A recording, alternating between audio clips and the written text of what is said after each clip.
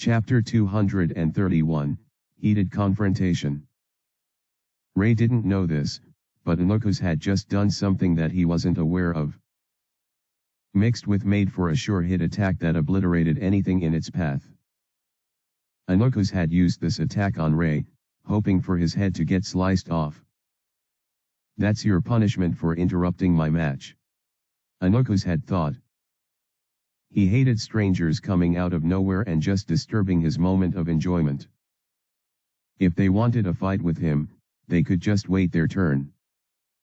Die. He had thought silently as he sent the attack. However, yet, the attack did not land. Normally, this would be the time when his opponent's head would go rolling to the ground, but there was no such thing this time around. It was as if nothing had ever happened. In fact, the target didn't even seem to notice what had just happened.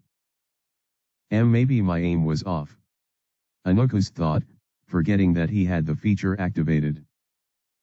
There was no way he could have missed, even if he wanted to. Let's try again. Anukus did it again and again, but every single time he did so, there was no effect. In the end he had to try out his attack on the man beside him. However, the moment he did so, a bright golden barrier covered him, causing the attack not to land. What? A defensive barrier? Hey. The fight is between you and me. Leave my client out of this. As the intruder raised his voice at Anukus, he felt an intimidating pressure that he had never perceived before. It made a cold sensation rush through his body. Is that fear? Impossible. Anukus had long forgotten fear. He had gotten much stronger since the last time such a feeling was ingrained in his mind, and based on his current progress, it wouldn't be long before he reached the limits of his power. Most people didn't even give him any EXP when he killed them, considering how worthless and weak they were. He called the other guy his client, which means he was hired by the Carrie Blanc group. In essence, he was an enemy he had to eliminate. If the Carrie Blanc could hire someone in their current state, there's no way they're that strong. Maybe he just has a strong defensive skill. Anukus had a colleague who had a skill called, so he was well aware of how annoying defensive skills could be. But is of no use if your opponent is stronger than you. That meant this had to be something else. It could also be an item. I'll need to get up close and personal with him to find out. Anukus slowly began to smile. The match against the other man had been a bit refreshing, but it was nowhere near stimulating enough. He wanted more. Maybe this guy will be able to entertain me better. Fine, then. I'll play with you. Anukus took a step forward, his blood boiling with excitement. Come. He stretched out both hands as he awaited the attack of his opponent. Let's see how strong you are. Oh, no way. I won't be the one facing you. The voice from the mask being suddenly echoed in the air. What? Anukus' raised eyebrows and annoyed tone were answered by a roaring flame being manifested by his opponent. The flames appeared intense, almost impossibly so. And then, from the depths of the fire, a single entity appeared. It had pristine armor, with a helmet shrouding its flamy face. Two blades were crisscrossed on its back, and in its hand was a powerful spear. It was covered in full-plated armor, appearing much darker like magma than the flamy body that it protected. This being had glowing eyes and a fierce presence that seemed to ooze danger. As it stepped on the ground, the latter melted. The air seemed to warp around it as its intense flames were compressed to its immediate surroundings. This was no mere fire elemental. It was a greater fire elemental. No. Perhaps even a grand fire elemental. No. That's not possible. Even if it was a big stretch, Anukus could still grant that the thing that was summoned was a greater fire elemental. But calling it a grand one was going too far. A single grand elemental needs to be summoned by a group of powerful mages. There's no way someone like this can do it himself. Only Grand Mage Lucielle was known to be able to summon a grand elemental by herself, but even she would be drained after doing so. The benefits of having one was high, but it was practically impossible for any one person to summon one themselves. So it's a greater fire elemental, then. Anukus grinned with amusement. This is going to be a fun battle, but I'll definitely win. His alone wouldn't be able to put this one down, but so what? He had this second skill, which was objectively superior even though they were both in B tier. Alright, then. A monstrous smile caused his face to morph into that of a wild heart. Entertain me before I get to the main dish. I can't believe I can now summon a grand fire elemental. Ray smiled as he looked at the flaming entity in front of him. Looks like the experiment was a success. Ray's mind went back to a few moments earlier, when he wondered how best to take care of his opponent. He decided to merge the in his arsenal with his. The result was. Afterwards, he decided to utilize it alongside his third SS tier skill, with the help of skill. Thanks to the synergy among these skills, he was able to create a grand fire elemental. Since I would need the right spell to make an elemental normally, it's just better to have it as a skill. Ray figured he could also create the same synergy with the rest of his elemental summoning skills to make a new one. Unsurprisingly, it worked. He successfully merged them all to form. If I use, that means I can make any of my elementals enter the grand category. Ray nodded to himself in satisfaction. That alone was enough to put a smile on his face. Asterisk. Asterisk. Asterisk. Thanks for reading. Our boy is about to become some kind of Sung Jin Woo, but with elementals instead. Chapter 232, Fiery Severance. Pshiyuh. As the fire elemental made a heated exhalation, the atmosphere slowly rose in temperature. Its presence was enough to cause a disturbance around. Of course, with Asher in his barrier, and Ray being protected by all kinds of resistance and his enchanted items, they didn't really feel anything. The only one being affected was Anukus. Beads of sweat fell from his face as he glared at the creature he was confronted with. Regular elemental summons had to be manually controlled by their summoners, but greater and grand elementals had their own level of autonomy. As a result, the caster/summoner didn't really need to do anything. He just had to watch. Just sit there and watch, arrogant bastard. Anukus grinned while licking his lips. Once I'm done with this one, I'll come straight for your head. Anukus prepared himself for the imminent confrontation. He had more than enough mana thanks to his star distribution and his class advantage. Plus, his items also blessed him with sufficient energy. In essence, he wasn't lacking in mana. All I have to do is. Whoosh. Before Anukus could even complete his thought, the fire elemental vanished from its position and appeared right in front of him. Yet, its spear was already raised, and it began to descend at breakneck speed. The pressure from the weapon alone told Anukus that he couldn't possibly survive a heavy impact like that, not without entering a critical state. He also couldn't evade by leaping backward since the range of the spear was quite long. The only thing he could do was dart to the side. Boom! The spear barely missed its mark as Anukus dodged the strike, though the pressure of the blast sent his body recoiling backwards. He didn't have enough time to think, though, as his tall, flaming opponent instantly wielded the spear like a javelin and took its stance. Don't tell me. The flame spear was thrust at such a remarkable rate that Inokus feared for his life. I have to stop it? His body wasn't going to be fast enough to dodge it properly, and the weapon was moving too fast for his to capture. If wasn't working well, then wouldn't be as effective as normal. As a result, Inoku's only option was to use his. They'll create equal impact, cancelling each other out.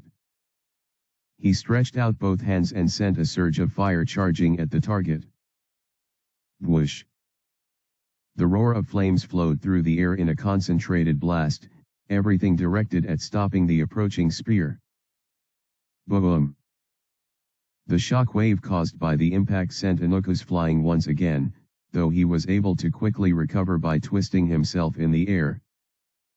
Much to his shock, though, the spear wasn't impeded by his magic. Sure, it slowed down a little, but its fiery charge continued. Thankfully, Inokus had already left his previous position, so the shattering earth replaced what would have been his body. As the ground broke to pieces, engulfed by intense flames of sheer power, Inokus landed a considerable distance from the enemy and took in a deep breath. This guy is more difficult than expected. Is this how fighting greater elementals is supposed to be like? Inokus had never fought one before, so he wasn't sure. It's incomparably stronger than the one that the other guy summoned. I suppose this is just the gap in tiers. Still, since Inokus also had B-tier abilities too, in fact he was confident in winning. It's time to stop holding back. He stretched out both hands and kept his focus on the approaching fire elemental. Any moment now, it'll vanish like before. I can't allow that.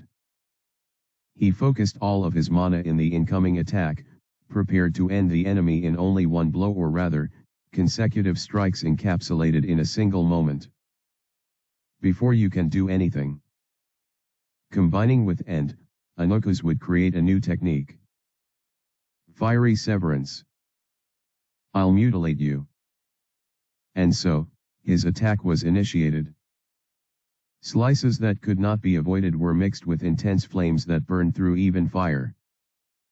Combined, they devastated everything in front of Inokus, creating a path of destruction towards the true target. Die. The destruction raged, rippling through everything around the earth, the winds, and finally, the enemy. Multiple swish were mixed in whoosh to form an elaborate layer of severance and flames. True, unbridled chaos. You can see it, can't you? My true power. Inokus roared in delight. His widened eyes struggled to see past the destruction, but it was too difficult to do so. The fiery rage of fire and the multiple slashes that did not stop made it an impossible venture to properly examine the state of the opponent. But Inokus pushed his side to the limits. He desired to see the pathetic state of his opponent as it was trapped in its cage of fatal torture. However, what is that? A certain silhouette was still walking through the flames and slashes.